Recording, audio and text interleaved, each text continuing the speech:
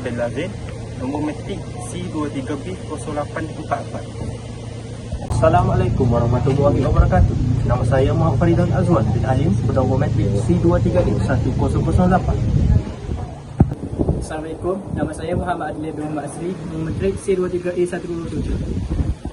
Assalamualaikum, saya Muhammad Syafiq Iman Barudin, nombor metrik C23A0955. Saya Ahmad Nakir Jadi Akan Insya nombor metrik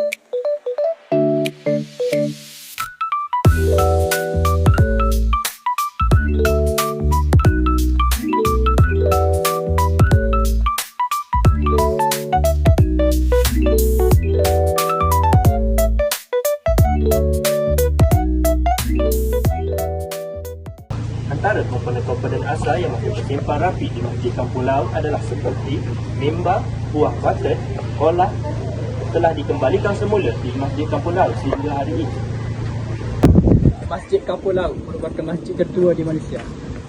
Masjid Kampung Laut dibina pada abad ke-18 oleh pendakwah Islam, menjadi pusat penyebaran Islam dalam aktiviti masyarakat setempat.